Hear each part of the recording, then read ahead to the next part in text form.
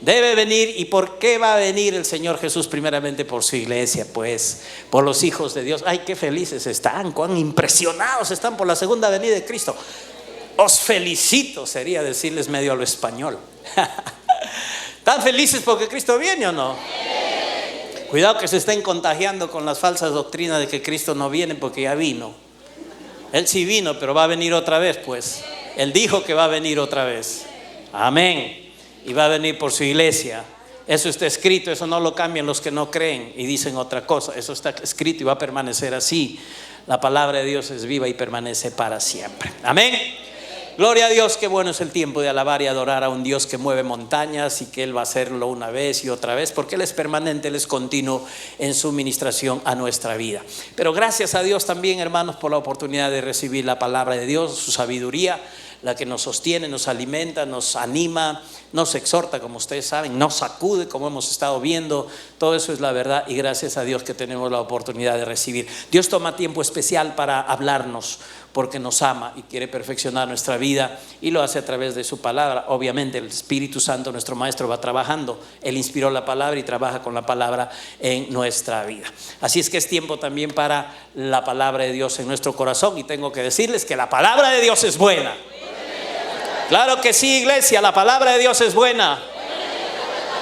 Amén, amén, es verdad. Por eso vamos a ir a la palabra de Dios y hoy vamos a hablar acerca de servir a Dios en el contexto de la gracia de Dios que hemos estado viendo. Para eso yo voy a recurrir y en compañía de ustedes al texto de Hebreos capítulo 12, versos 28. Hemos estado hablando de este pasaje final desde el verso 18 hasta el verso 29 de Hebreos 12, acerca de que ya no estamos en el monte de Sinaí, hoy estamos en el monte de Sión. Nos hemos acercado a ese monte donde está el Dios vivo, donde están los millares de ángeles ministrando a la iglesia, donde está el cuerpo de Cristo, los primogénitos, donde hay un nuevo pacto, donde está nuestro gran sumo sacerdote Jesucristo, donde está la sangre de Cristo hablando mejor que la de Abel. Y en ese contexto nos encontramos con el verso 28 de Hebreos capítulo 12, que dice así: así que recibiendo nosotros un reino inconmovible, tengamos gratitud y mediante ella sirvamos a Dios agradándole con temor y reverencia. Amén. ¿Dicen amén a esta palabra? Amén. Esta es la palabra, hermanos, que nos revela el fundamento de nuestro servicio a Dios. En este versículo encontramos dentro de ese contexto de gracia, del nuevo pacto que vivimos, dentro de ese pacto donde la sangre de Cristo habla favorablemente a nuestra vida, hay un versículo que trata del servicio que agrada a Dios, del servicio excelente para nuestro Dios. Y si somos hijos de Dios tenemos que entender que vivimos, que continuamente estamos recibiendo cosas del reino inconmovible, cosas de la palabra, que cosas movibles están siendo sacudidas y las inconmovibles por la palabra están siendo establecidas. Y a raíz de esto, la palabra nos enseña que hay una respuesta, una actitud nuestra hacia Dios que se llama servir, teniendo como fundamento la gracia de Dios. No ideas y pensamientos equivocados, que mencionaré algunos que a veces se suelen tener, sino que le servimos teniendo como fundamento su gracia. Y esto es agradable a Dios, le agrada, dice en el original, en gran manera, le agrada mucho a Dios este servicio que le hacemos con temor y reverencia, cuando ese servicio tiene como fundamento la gracia de Dios. No nuestro servicio en sí, no nuestras fuerzas cuando hacemos el servicio, sino la gracia de Dios que nos ha favorecido en Cristo Jesús a cada uno de nosotros. Necesitamos realmente aprender por la palabra y con sabiduría espiritual lo que significa el servir a Dios. Ya que como en otras áreas de nuestra vida, a veces hay errores, hay cosas que la palabra tiene que corregir, ¿no? A veces en cuanto a la sanidad, pensamos que hay que aguantar las enfermedades, o algunos, mejor dicho, pueden pensar que tienen que aguantar la enfermedad porque la enfermedad es el trato de Dios con ellos para que sean mejores personas. Y ese es un pensamiento que sigue enraizado en muchos sectores de la iglesia cristiana. Gracias a Dios, donde se predica la palabra, donde se predica que Jesús es nuestro sanador, ya ese pensamiento ha sido limpiado y nosotros sabemos que por la llaga de Jesús ya fuimos curados. Por eso decimos que no somos enfermos que buscan sanidad, sino que somos gente sanada, bueno, que está siendo atacada a veces por cientos síntomas, pero esta es la verdad. Entonces, como en otras áreas, en cuanto al servir a Dios hay que ver qué dice la palabra y por la palabra de Dios pues guiarnos y dejar establecidas estas cosas. No servimos para ser bendecidos, porque esa puede ser una idea en las mentes de algunos cristianos. Y la palabra viene para limpiarnos. Tú no sirves a Dios para que Dios te bendiga, porque tú ya eres bendecido. Ya eres bendecido en Cristo Jesús con todas las cosas, y estás sentado a la diestra de Dios Padre juntamente con Cristo. Entonces tú no sirves para que Dios te bendiga. Podríamos decir, tú sirves porque Dios te ha bendecido ya en Cristo Jesús. Ok, nosotros no servimos porque Dios necesita. El Señor entra en muchos problemas si tú no le sirves. No, el servir a Dios es un privilegio y un honor para nosotros. Dios es Dios y siempre Él va a tener gente que le va a servir. Si alguien no lo hace, habrá otros que sí lo harán. Así es que no servimos a Dios porque Él necesita así desesperadamente, que si no le sirves Él no sabe qué hacer. Olvídalo. No servimos a Dios ni para ser bendecidos, ni porque Dios necesita en ese sentido que le sirvamos. Tú no necesitas pensar que tienes que servir a Dios, porque no, el garrote celestial te va a caer y te va a sacar un gran chinchón en tu cabeza. Tú no sirves a Dios para que Dios no te castigue, porque a veces la gente puede pensar, si yo no le sirvo a Dios, Dios me va a castigar. Lo que va a pasar es que te privas de la oportunidad y el honor de servir a Dios. Pero tú no sirves a Dios para que Dios no te castigue. Ese es un pensamiento equivocado. La palabra nos revela que el servicio en excelencia tiene otra fuente, no el temor a que Dios te castigue. Tú tienes que darte cuenta también que a veces hay personas que en el contexto de iglesia ni siquiera sirven a Dios.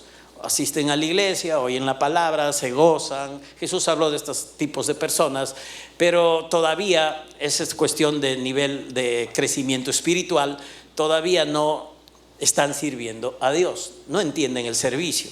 Les parece que yo soy muy ocupado, súper ocupada como para servir a Dios. Que otros hermanitos, los desocupados, les sirvan a Dios. Yo no, yo tengo mucho que hacer. Estoy 2 trabajos, tengo que ver esto y lo otro. Así es que los desocupados que les sirvan a Dios, eso es un gran error. Por más ocupado que estés, tienes que tener tiempo para servir a Dios. Y ese es tiempo de mucha calidad. Ok, entonces estas cosas las vamos a aprender por la palabra. ¿Qué es servir? En términos naturales, una persona que sirve es una persona que está apta y dispuesta para realizar una función. En términos naturales, servir es proporcionar una cosa a una persona que la pide o necesita. Eso es servir. Servir es hacer un favor o prestar voluntariamente un servicio a una persona. Eso es en términos naturales. Estas definiciones las puedes encontrar en algún diccionario de la lengua española. Pero, ¿qué significa servir en el idioma en el que fue escrito la palabra de Dios? En el hebreo primeramente y luego también en el Nuevo Testamento. En el hebreo hay una palabra para servir que es abat, así como suena. Cuando nosotros vamos a ir a algunos versículos en el Antiguo Testamento y ahí vamos a encontrar esta palabra, abat, cuando ha sido traducida para nosotros en la Biblia castellana como servir o sirviendo o serviréis, el término original, el hebreo, es abat. Ahora esta palabrita que es así cortita, tiene 4 letras, abat, tiene un significado realmente muy importante, trascendente, interesantísimo. Tiene 2 partes el significado de esta palabra. La primera parte tiene que ver con adorar, honrar y ministrar a Dios. O sea, servir a Dios es que nosotros le adoremos. Cuando tú adoras, estás sirviendo a Dios. Cuando tú honras a Dios, estás sirviéndole a Él. Cuando tú ministras a Dios, estás sirviendo a Dios. Estas 3 cosas son la primera parte del significado de esta palabra abat, que ha sido traducida como servir o servicio o serviréis. Abat, adorar, honrar, ministrar. Tiene que ver con la persona de Dios directamente.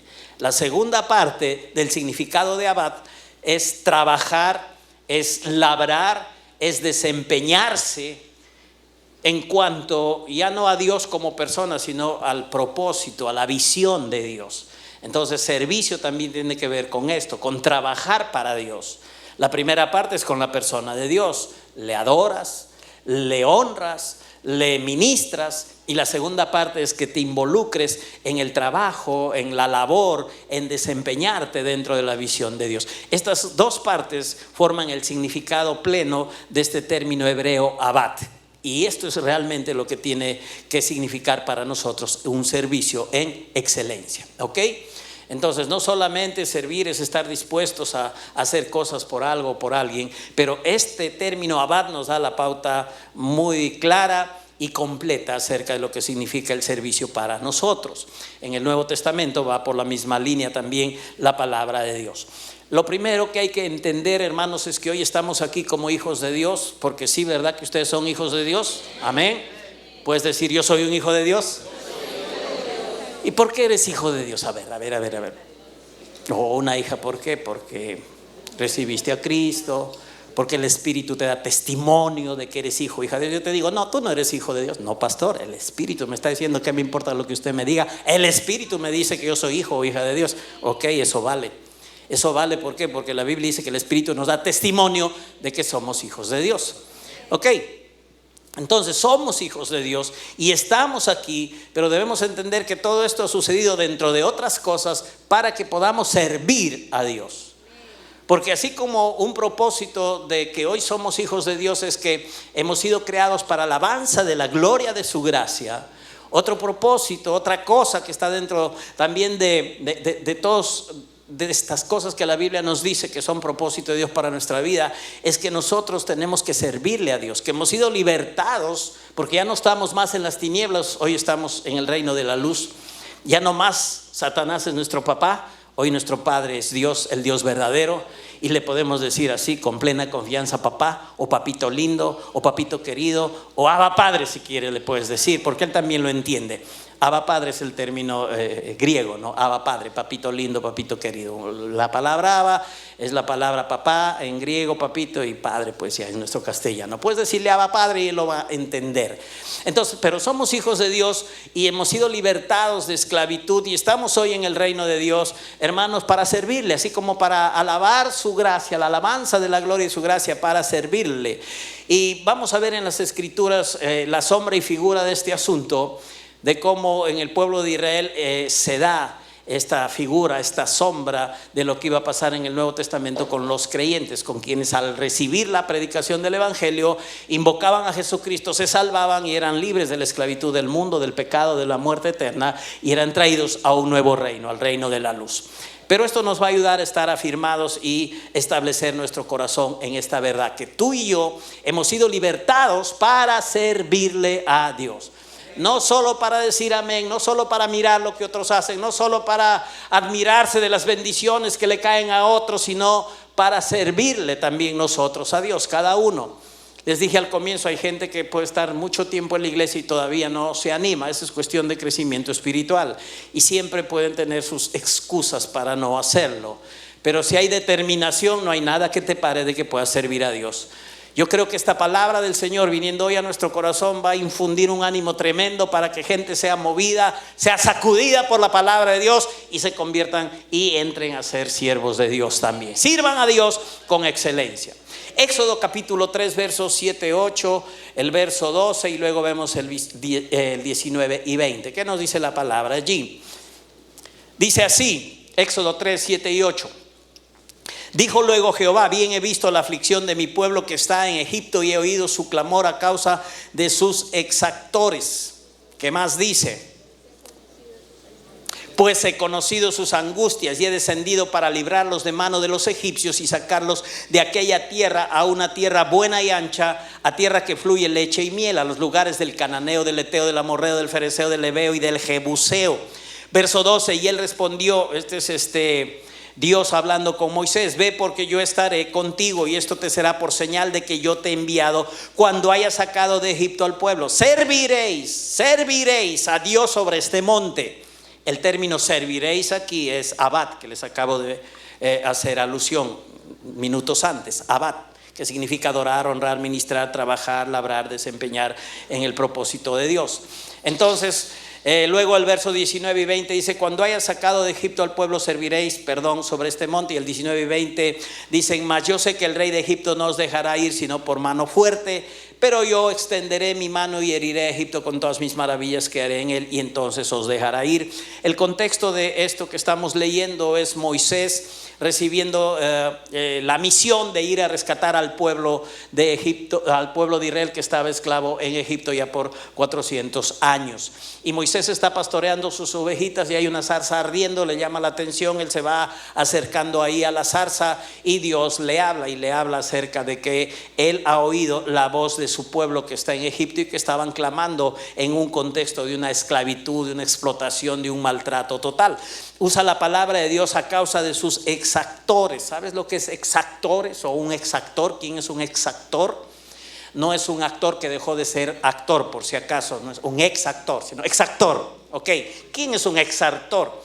En el contexto hebreo es un cobrador de impuestos o tributos. Un exactor es alguien que imponía tareas, un capataz, un cuadrillero, un opresor. Ese es un exactor. Una persona que estaba cerca ahí con su látigo para obligar a la gente a trabajar, no los dejaba descansar, los trataba mal, abusaban de las personas, en este caso de los hebreos. Entonces ellos estaban bajo este maltrato, bajo esta actitud de los egipcios, y entonces clamaron a Dios. Recordaron las promesas que Dios le hizo a Abraham. Y entonces clamaron al Dios de Abraham, Isaac y Jacob, y Dios recordó de esto, y entonces llamó a Moisés para que él vaya y rescate y saque o liberte al pueblo de Dios, al pueblo de Israel de la esclavitud egipcia. En ese contexto, entonces nosotros nos encontramos que la palabra nos enseña que ellos iban a ser liberados de la esclavitud de Egipcia en la cual se encontraban. ¿Para qué? Dice: serviréis a Dios sobre este monte. Cuando los haya sacado de Egipto al pueblo, serviréis a Dios sobre este monte. ¿Para qué iban a ser sacados? Para servir a Dios. Había un propósito. Tenían que honrar a Abad, tenían que ministrar a Dios, tenían que adorar a Dios. Y también la palabra de Dios nos enseña el significado de Abad, que tenían que participar de la visión, del propósito de Dios en otras áreas. Lo primero era que tenían que honrar al Señor, ¿ok? Que tenían que ministrar su corazón. Ese es el propósito. No estamos llamados de Dios y estamos en la iglesia solo para ser bendecidos, porque ya estamos bendecidos en Cristo Jesús. No estamos para aprender cosas solamente. No estamos para disfrutar el momento de los cultos y amén, gloria a Dios. Eso es bueno, hay que seguir haciéndolo, hay que tener una buena actitud, hay que interaccionar con la palabra de Dios. Pero hermanos, tenemos que ir más allá a lo que la Biblia nos está enseñando. El que ha nacido de nuevo, el que es hijo de Dios, está en el cuerpo de Cristo, está en la iglesia para servir a Dios. Abad, para ministrar el corazón, adorar, honrar, pero también participar de la visión de Dios, para servirle a Dios. Este sería un servicio con excelencia, un servicio correcto. No es suficiente, a veces la gente se contenta con decir: yo voy a la iglesia, asisto a la iglesia, y a veces los hermanos que están en la iglesia catalogan a una persona en su fidelidad porque si asiste o no asiste a la iglesia, y se dice: no, si asiste, es como que es mi aprobación de que está haciendo bien, ya, está bueno que asista. Ahora, está bueno que asista, pero no es todo lo que tiene que hacer. La persona tiene que servir a Dios, y tiene que servirle en la intimidad, ministrando el corazón del Padre, y tiene que servirle en la visión de Dios en una iglesia local, porque toda iglesia local, si Dios la ha levantado, debe tener una visión y debe haber oportunidad para servir a Dios, para trabajar en el propósito de Dios. Entonces el creyente no es suficiente que asista a la iglesia, tiene que involucrarse, tiene que participar. Y esto no por obligación, óigame bien. No para que Dios los bendiga, oigan bien. No porque Dios los va a castigar, oigan bien. Esto tiene que hacerlo porque está agradecido, porque hay gratitud en su corazón a las cosas que ha recibido gratuitamente por medio de Jesucristo, a la obra perfecta de Cristo, a la sangre de Cristo que habla mejor que la de Abel, al nuevo pacto del cual es participante, al Dios que está vivo y está obrando en su vida. Entonces una respuesta a Dios tiene que ser: yo le sirvo agradecido por todo lo que Él es y por todo lo que Él ha hecho para mi vida. Si entiende que Dios le amó, que Dios Dios le ha salvado, que Dios le ha perdonado, que Dios le amó, Dios le ama y le seguirá amando y ha hecho todo lo que ha hecho, entonces la respuesta normal tiene que ser: sí, sirvo a Dios, yo le sirvo a Dios con gratitud en mi corazón. Ninguno de los pensamientos equivocados que hemos mencionado tiene que primar, sino la gratitud. Ese es el fundamento.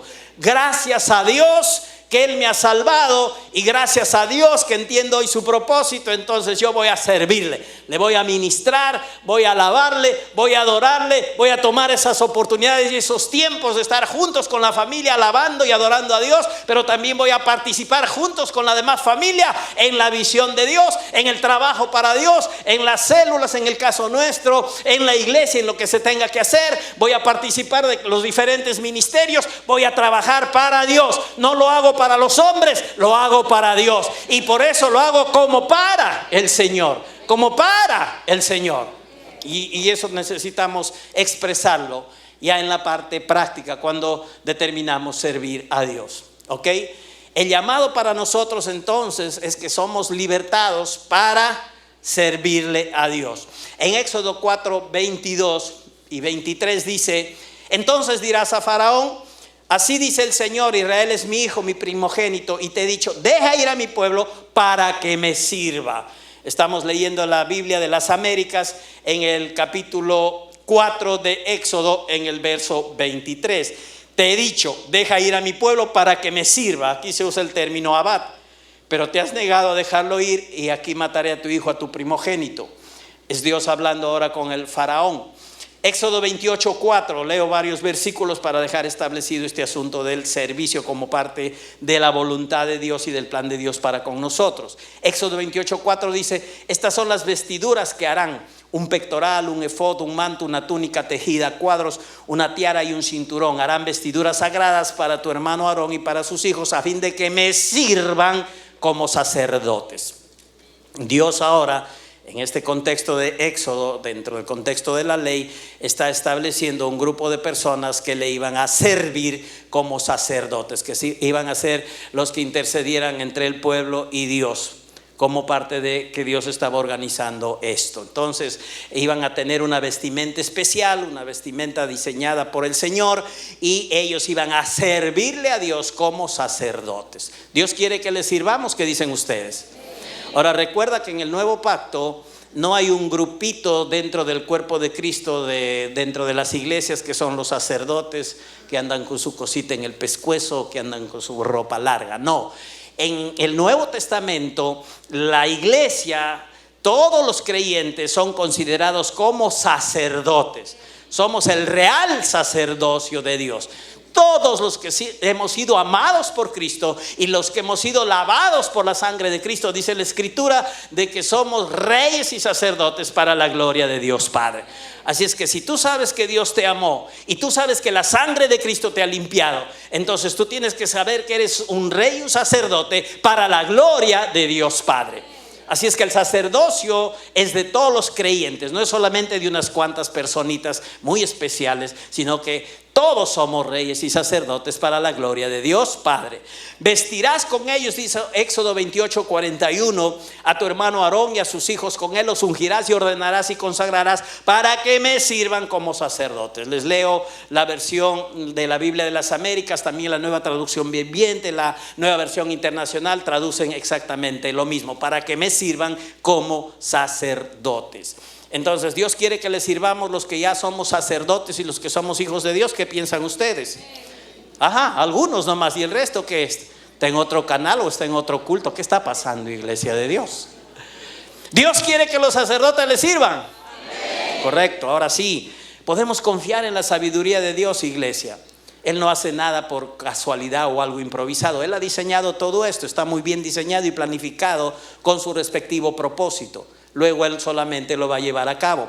Nosotros hemos sido sacados del mundo entonces, así como Israel fue sacado de Egipto, de la esclavitud, y fue libertado, llevado a una tierra que fluye leche y miel. Nosotros hemos sido sacados del mundo. ¿Para qué? Para servirle también. Y eso lo vamos a ver en el Nuevo Testamento. Por eso voy a pedir que vayan conmigo a 1 Tesalonicenses capítulo 1 versos 9 y 10. Hemos sido sacados del mundo y libertados y redimidos de muerte y de maldición para servirle a nuestro Dios.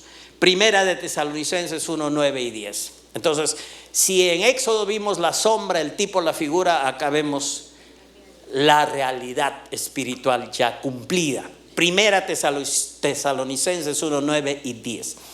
Porque ellos mismos cuentan de nosotros, dice el apóstol Pablo, la manera en que nos recibisteis y cómo os convertisteis de los ídolos a Dios para servir. Convertisteis de los ídolos a Dios para servir. Digan, convertidos de los ídolos a Dios para servir. Listo, el término servir aquí es douleo. Douleo, que viene y está relacionado con la palabra doulos, que es siervo. Y un siervo doulos es una persona que se hace esclavo de su amo de una manera voluntaria, que el amo le da libertad para que se vaya si quiere, pero este doulos decide seguir con su amo y hacerse siervo, seguir siendo esclavo de una manera voluntaria. Entonces aquí dice que nos hemos convertido de los ídolos a Dios para ser doulos, para darle un servicio esclavizado, no impuesto, sino voluntario, un servicio de corazón, un servicio por determinación, un servicio voluntario. ¿A quién? Al Dios vivo y verdadero. Y esperar de los cielos a su Hijo, al cual resucitó de los muertos, a Jesús, quien nos libra de la ira venidera. Este es un pasaje muy poderoso, tiene solamente 2 versículos, versos 9 y 10, pero aquí hay 3 cosas preciosas. Hay un pasado, hay un presente, hay un futuro. El pasado se refiere al hecho de que fuimos antes gente que estaba siguiendo a los ídolos o estaba adorando a los ídolos, pero luego vino la conversión a raíz de la predicación de la palabra de Dios y viene la revelación del propósito. Convertisteis de los ídolos para servir. Así como en el Antiguo Testamento el pueblo iba a salir de la esclavitud egipcia para servir a Dios, igual en el Nuevo Testamento, la realidad. Nosotros venimos, la mayoría de personas que hoy estamos en la iglesia, sea en una iglesia local como la nuestra, en cualquier otra iglesia, de un trasfondo que llamamos católico o religioso, la mayoría. Y sabemos cómo es la cosa y cómo es el asunto. Yo he vivido metido muchos años en eso y sé de cerca cómo es la cosa. Y he participado mucho de las ceremonias, de los ritos católicos romanos. Y sé también de lo que externamente se ve y se hace. La adoración a los ídolos. La gente no acepta esto porque ya ha sido entrenada y enseñada para decir que ellos no adoran, porque así nos entrenan, yo estuve ahí, sino que veneramos nada más. No adoramos, veneramos. Y es un juego de palabras solamente. Si tú le das tiempo a alguien y haces cosas por ese alguien de corazón, no le veneras, le adoras. Estás adorando, estás dando tu tiempo, estás dando tus cosas, estás dando todo por ese ídolo. Y eso es lo que pasa realmente en el contexto católico romano. No estamos en contra de la gente católica, estamos en contra de la doctrina y de la falsa enseñanza que hay en ese contexto. Dios ama a los católicos, claro que sí, quiere que se salven. Aquí tenemos que predicar mucho a los católicos, amén, para que crean en Jesucristo. Pero esta es la verdad, antes estuvimos por ahí y sabemos que bueno, pues había que hacerla en el tiempo de las diferentes celebraciones patronales, en los tiempos del mes de octubre, en los tiempos del mes de agosto, de cargar a Santa Rosita de Lima. Es un ídolo, es una figura que no es nada, aunque le digan Santa Rosita, que la adornan, le ponen su capita, que se ve chévere, pero no es nada. Un ídolo nada es. Pero ahí estábamos, cargando algunos a la Santa Rosa, al San Martín, al negrito bueno, al negrito de los milagros, al que unió a perro, pericote y gato, ¿no? Qué milagroso fue eso. Pero así estaba la situación. Pero gracias a Dios que escuchamos el evangelio de la gracia de Dios y nos convertimos no solo para ser felices, aunque somos felices de esta conversión, pero nos convertimos, dice la palabra, para servir, para hacernos siervos voluntarios, servidores voluntarios, esclavos de nuestro Dios, pero no porque nadie nos impone, sino porque estamos agradecidos, porque somos participantes de su gracia, de su naturaleza, de su perdón, de su salvación, de su sanidad, de todo lo que Él ha hecho por nosotros a través de Jesucristo. Entonces mi respuesta es: yo le sirvo sirvo a Dios. Y lo que yo hago es como para el Señor y no como para los hombres. Si los hombres lo aceptan o no es su asunto, pero mi corazón hace todo como para el Señor. Y entonces del Señor yo voy a recibir, como dice la palabra, mi recompensa. El pasado entonces tiene que ver con el hecho de que estuvimos sirviendo a los ídolos y nos convertimos. El presente para servir a Dios, y el futuro es que estamos esperando que va a suceder, que de los cielos venga Jesucristo, quien resucitó de los muertos, para llevarnos y librarnos de la ira venidera. Aleluya, aleluya. Dije que Jesús viene, hermanos, para librarnos de la ira venidera. ¿Te da gozo esto o te pone triste? Entre el pasado y entre el futuro está el servicio al Dios vivo. Gracias a Dios que salimos del pasado. Gracias a Dios que viene un futuro glorioso donde somos libres de la ira venidera. Pero entre ese pasado y ese futuro hay un presente en el cual tenemos que hacer algo. Es servir al Dios vivo y verdadero. No es ser espectadores dentro de los demás hermanos de la iglesia y ver que otros hacen cosas para el Señor de su corazón, le ministran, le alaban, toman tiempo para llegar al culto, alabar a Dios, están metidos en la visión y yo lo miro, ay qué bueno, qué felices, hoy Dios cuánto los ama y cuánto los bendice. Pero aquel que no está haciendo eso tiene que hacer eso también, porque todos los que han nacido de nuevo están llamados por Dios para servir al Dios vivo, por gratitud y con gratitud en su corazón. Entonces, así como vimos que Dios escogió en el Antiguo Testamento sacerdotes para que le sirvan, en el Nuevo Testamento, en 1 de Pedro 2:9, leo la palabra de Dios para todos, o la PDT, dice así: pero ustedes son un pueblo elegido por Dios, sacerdotes al servicio del Rey, una nación santa, un pueblo que pertenece a Dios. Él los eligió para que anuncien las poderosas obras de aquel que los llamó a salir de la oscuridad para entrar en su luz maravillosa. Pero aquí habla del sacerdocio al servicio del Rey. Aleluya. Entonces tú eres sacerdote, yo soy sacerdote, todos somos sacerdotes, la iglesia tiene el sacerdocio.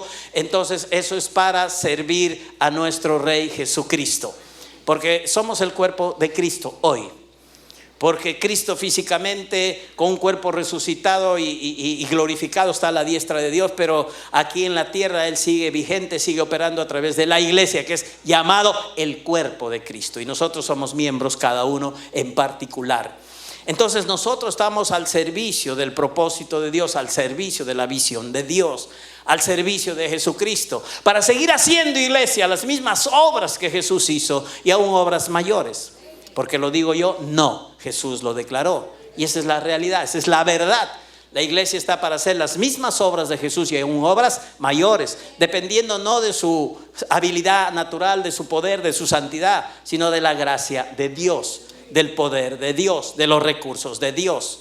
Y entonces podemos hacer igual que Jesús, sus mismas obras y aún obras mayores. En Apocalipsis capítulo 1 versos 5 y 6 dice: y también de parte de Jesucristo, testigo fiel, que fue el primero en resucitar y tiene autoridad sobre los reyes de la tierra, Cristo nos ama y nos ha librado de nuestros pecados derramando su sangre, y ha hecho de nosotros un reino, nos ha hecho sacerdotes al servicio de su Dios y Padre. Que la gloria y el poder sean suyos por siempre. Amén. Dios habla hoy, Apocalipsis 1, 5, 6, la versión Dios habla hoy, dice que también nos ha hecho sacerdotes al servicio de Dios su Padre.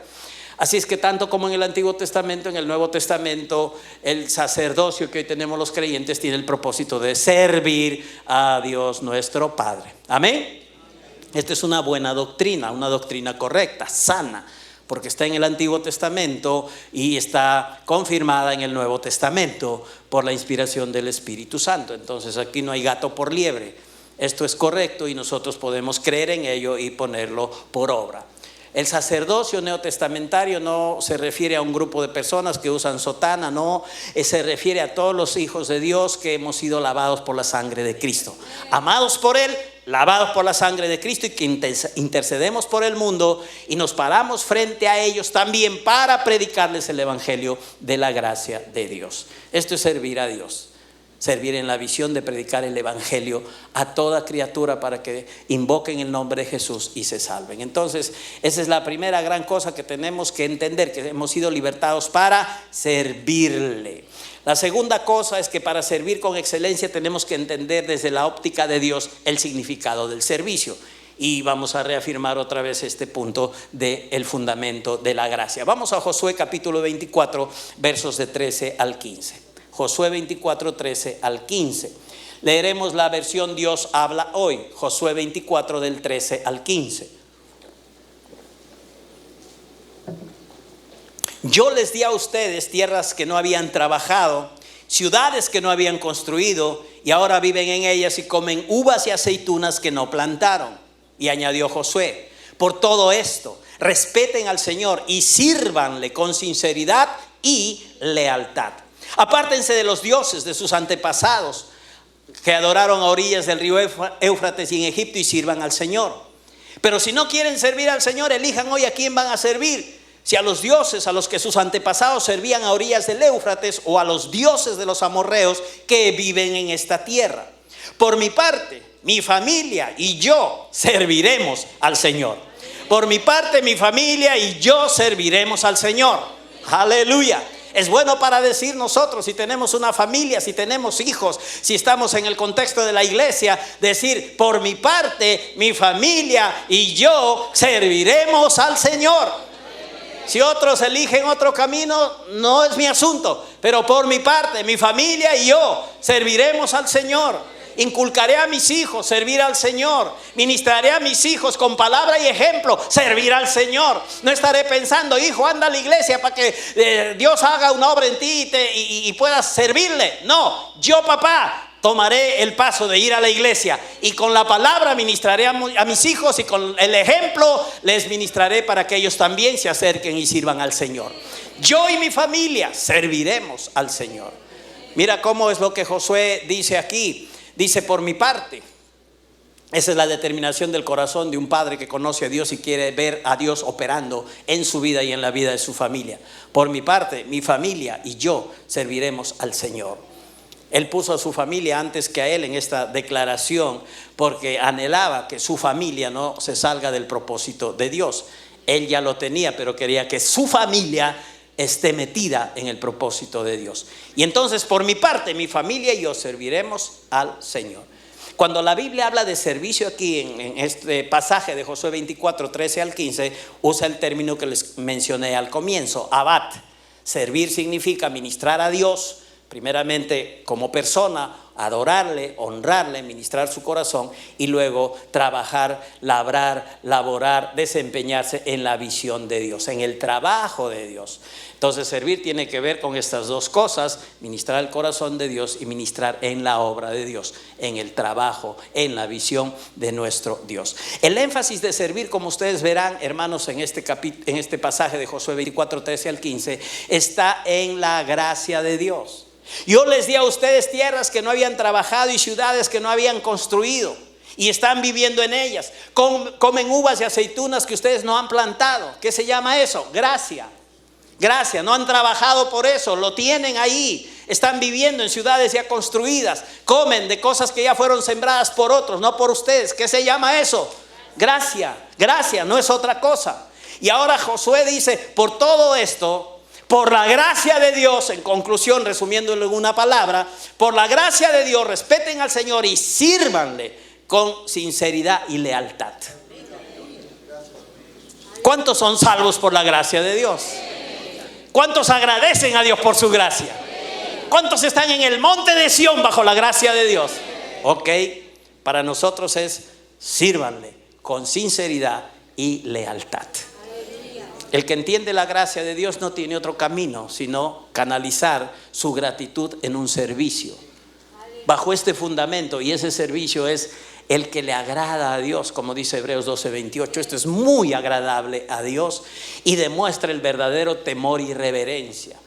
Por lo cual a veces a quienes predicamos de la gracia de Dios nos tildan de que ese es un mensaje tan superficial que no lleva a la gente al temor a Jehová.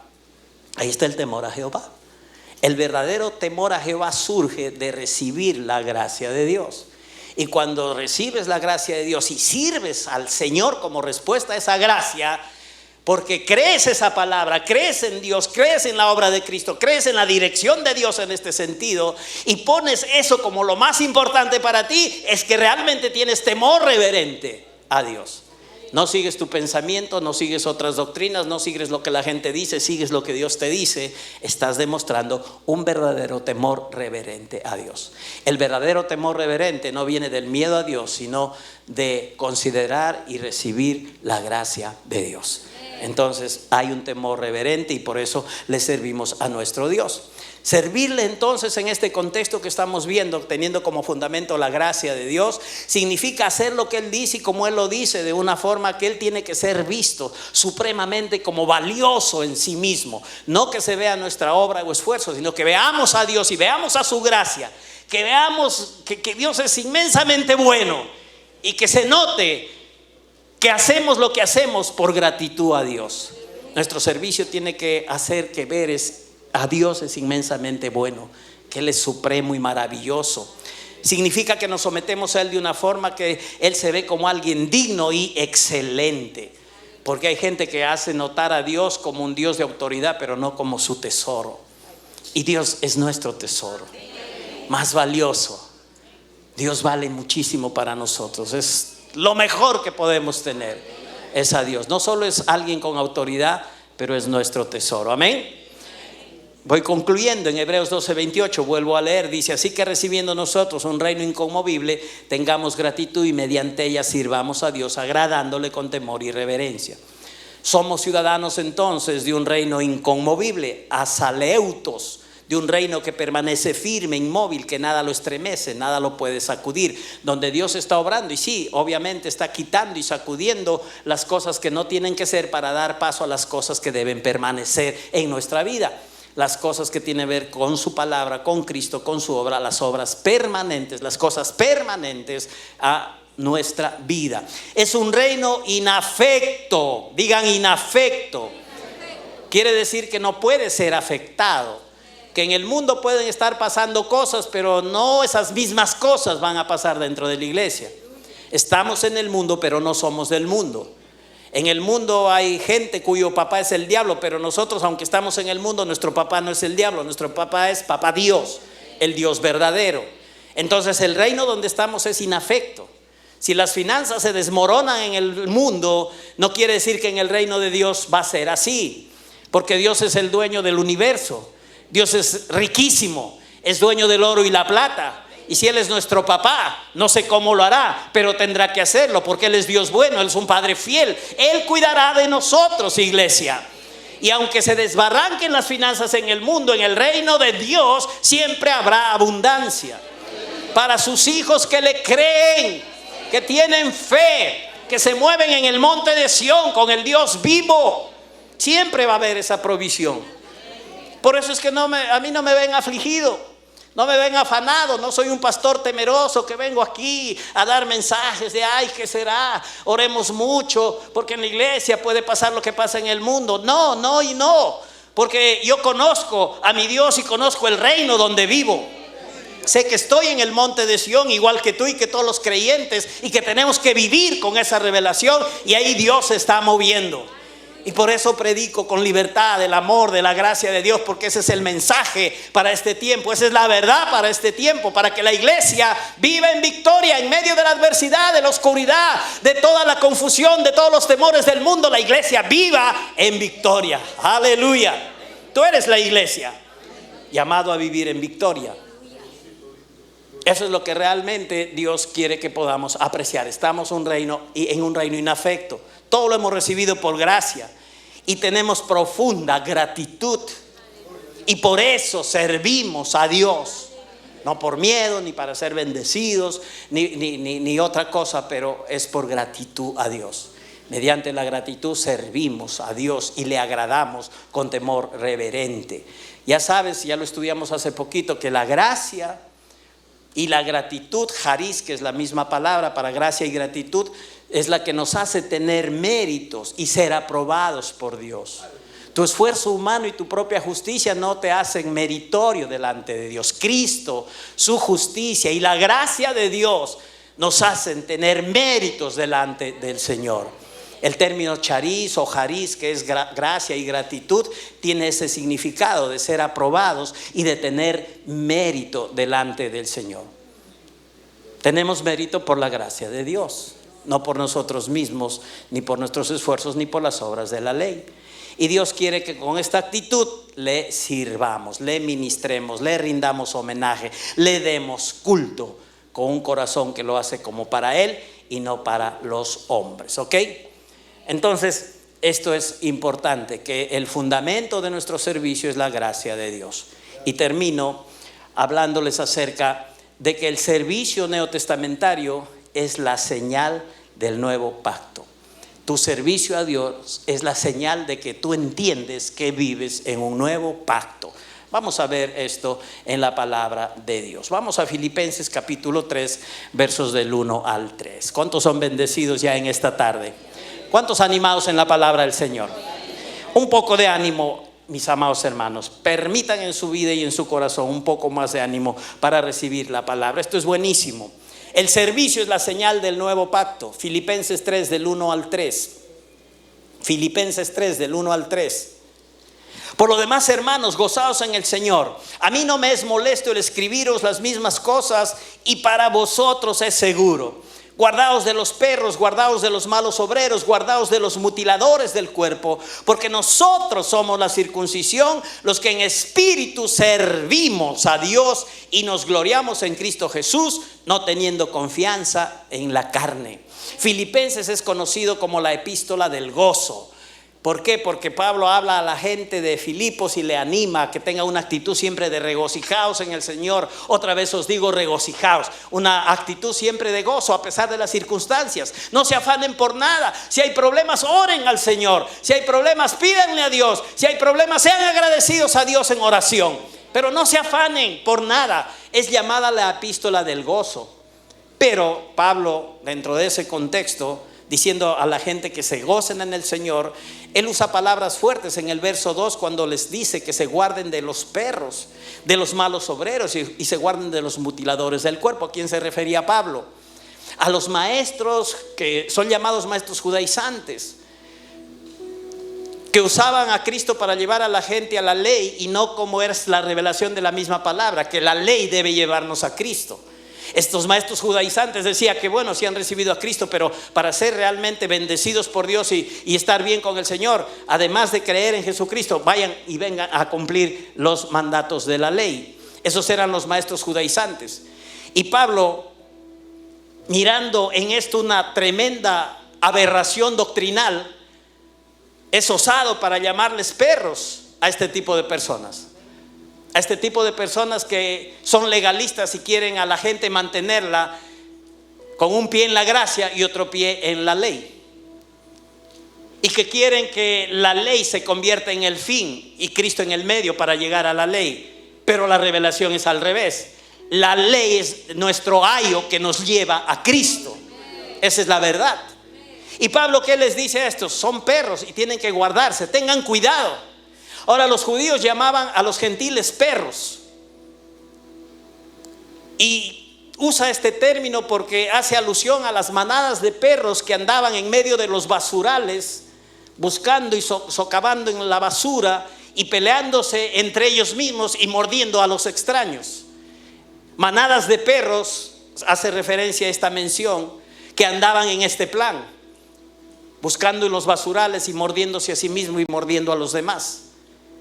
Y ahora Pablo les da de su propia medicina a los judíos, y a estos judaizantes les dice perros. Y les dice a la iglesia: guárdense de este tipo de gente que está confundiendo, que está usando mal la palabra. Tengan cuidado con ellos. Ellos son malos obreros. Están pensando en obrar bien, pero son malos obradores, malos obreros. Y guárdense de los mutiladores de cuerpo, porque estos decían: está bien que has creído en Cristo, pero para que el asunto esté bien y completo tienes que circuncidarte conforme al mandamiento de la ley. Tienen que circuncidarse. Y por eso llama mutiladores de cuerpo, porque debes de entender lo que es la circuncisión. La circuncisión es la extirpación del prepucio o piel que cubre el glande del órgano sexual masculino. Eso es la circuncisión. Y por eso lo llama mutiladores, que tenían que cortarles el prepucio. Guárdense de ellos, guárdense de los perros, guárdense de los malos obreros, guárdense de los mutiladores del cuerpo. Y nosotros, dice, somos la circuncisión, los que en espíritu servimos a Dios y nos gloriamos en Cristo Jesús, no teniendo confianza en la carne. Nosotros somos la circuncisión, no el acto físico de cortarnos el prepucio del órgano sexual masculino, sino nosotros, los creyentes, somos la verdadera circuncisión. Eso es lo que dice Pablo. ¿Quiénes? Los que servimos en espíritu al Señor. Y Pablo está usando este término circuncisión para entender bien este asunto en el contexto de la gracia. En cuanto a nosotros, miremos la experiencia del padre de la fe, Abraham, y vamos a entender algo interesante que tiene que ver con la circuncisión y terminamos. ¿Por qué razón fue circuncidado Abraham? Porque sabemos por experiencia bíblica, capítulo 17 de Génesis, que Abraham fue circuncidado. Pero ¿cuál fue la razón? El argumento que Pablo da en el Nuevo Testamento, en Romanos, acerca de la circuncisión de Abraham, el padre de la fe. Por eso tocamos a Abraham, porque nosotros tenemos a él como padre, porque también hemos recibido a Cristo por fe. Dice, Abraham fue circuncidado por la simple razón de que él ya era un creyente y no para ser un creyente. Él fue circuncidado como señal de que ya era un creyente, de que ya Dios había considerado su fe, y por eso vino el pedido y que haya esa señal, la circuncisión, de que él había creído ya en Dios. Por eso dice la palabra que él recibió la circuncisión en Romanos 4:11 como señal, como sello de la justicia de la fe que tuvo estando aún incircunciso. Antes de la circuncisión, él ya había sido justificado por la fe. Él ya había creído en Dios y había sido justificado en Dios. Entonces, para el apóstol Pablo, el orden de los acontecimientos en la vida de Abraham era esencial. Y él menciona que lo primero en Abraham fue la fe, lo segundo fue la justificación, y lo tercero, finalmente, como un sello de esa justicia imputada por la fe, viene la circuncisión. Pero ¿cuándo pasa esto? 25 años después. 25 años él fue un creyente, 25 años él estuvo justificado, 25 años Dios lo miró como un justo y trabajó con él, y solamente como una señal de que le había creído a Dios, 25 años después viene la circuncisión. Ahora él fue circuncidado, y en el Nuevo Testamento para nosotros la circuncisión ya no es una obligación, ni tenemos que hacerlo los que creemos, porque Pablo acaba de revelarnos de que nosotros somos la circuncisión. No dice somos la circuncisión y tienen que circuncidarse, no, dice nosotros somos la circuncisión, los que en espíritu servimos. En Abraham tuvo que ser la circuncisión natural, pero él es el padre de la fe. Si hemos creído, nosotros somos la circuncisión espiritual y no necesitamos de esa circuncisión natural. Abraham ya lo hizo. Es como que Cristo hizo cosas por nosotros y nosotros no lo tenemos que hacer. Abraham hizo esto por nosotros como padre de la fe. Nosotros no tenemos que hacerlo, porque nosotros somos la circuncisión. Nosotros estamos muertos en Cristo y no tenemos que ir a la cruz a morir con Cristo. Así es con este asunto de la circuncisión de Abraham. Es como una señal de que él le creyó a Dios. Pero ¿cuál es nuestra señal para nosotros en el nuevo pacto, en el Nuevo Testamento? Si para Abraham fue la circuncisión, ¿cuál es nuestra señal? Miremos otra vez con mucho interés. Nosotros somos la circuncisión, los que en espíritu servimos a Dios vivo. ¿Cuál es la señal que tiene un creyente de que realmente vive en el nuevo pacto y ha nacido de nuevo y entonces está dentro de la voluntad de Dios? Se llama servicio.